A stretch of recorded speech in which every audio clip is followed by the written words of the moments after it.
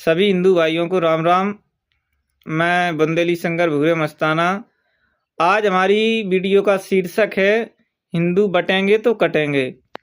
और इस कहावत को हम कई बार सुनते आए हैं सोशल मीडिया के माध्यम से, किसी मंचों के माध्यम से।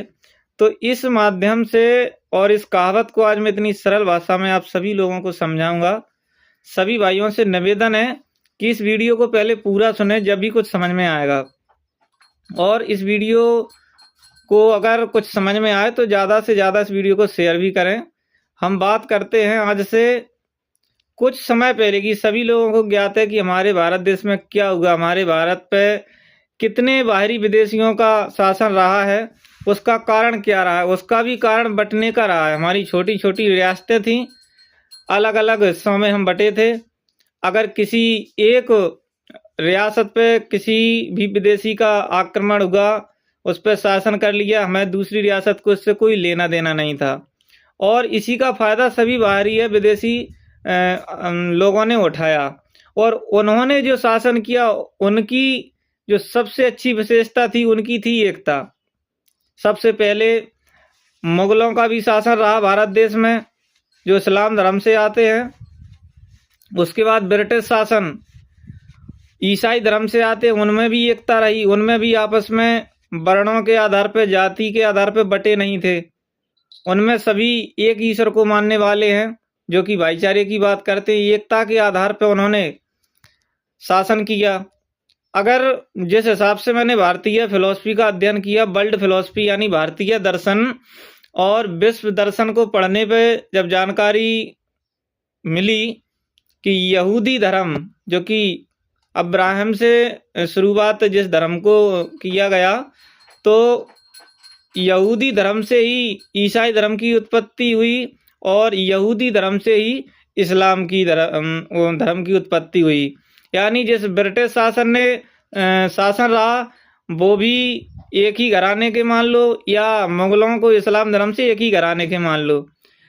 इस पूरे वर्ल्ड में, इस पूरे विश्व में सबसे जनसंख्या जिस धर्म की है, वो ईसाई और इस्लाम की है। और जबकि वो एक ही घर से निकले हुए हैं। उनके कुरान में, बाइबल में, सभी ग्रंथों में उन्हीं पूर्वजों का, एक ही पूर्वज की संतान है सभी, चाहे वो ईसाई हो और चाहे वो इस्लाम हो या यहूदी हो। तो जिनकी अरबों खरबों में आबादी होने के बावजूद जब वो एकता के साथ रह सकते हैं, तो हम हिंदू आपस में वर्ण जाति के आधार पर बटकर क्या साबित करना चाहते हैं? कि अब फिर से इस भारत को कभी आगे चल के गुलाम बनाने की ओर हम ले जा रहे हैं। एकता में वो बल होती है, जिस प्रकार हम बचपन से सुनते आए हैं लकड़ियों का उदाहरण, कि हम गट्ठा को नहीं तोड़ पाते, लेकिन अगर एक एक लकड़ी दी जाए तो वो टूट जाती है। तो मैं उन सभी भाइयों से कहना चाहूँगा कि जिस प्रकार अफवाहें फैलाकर हमारे हिंदू भाइयों को किसी अन्य धर्म में धर्मांतरण करा के, उनके जो गरीब भोले वाले लोग हैं उनको कुछ लालच देकर या उनके विचारों में परिवर्तन करके हमारे धर्म को जो कमजोर किया जा रहा है, इस बारे में हमें सोचने और समझने की बहुत ज़्यादा आवश्यकता है। क्योंकि अगर हम इस जाति से उठकर अपने आप को, जो एक कोई भी हो वो अपने आप को अगर सर्वश्रेष्ठ मानेंगे, समानता की बात हमारे धर्म में वेदों से लेके, गीता से लेके सभी में रही है।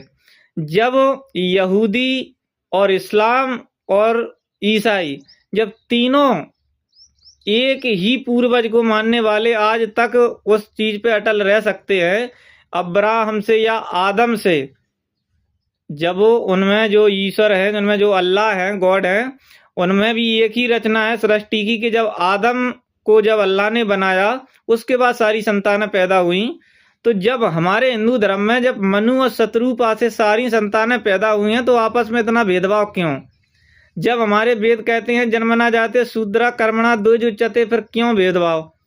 समो हम सर्वभूतेषु न मे दोषो अस्ति न प्रिय, जब गीता का श्लोक कहता है कि ईश्वर सब में बराबर है। रामायण की चौपाई कहती हैं हरि व्यापक सर्वत्र समाना, सिया राम में सब जग जाने।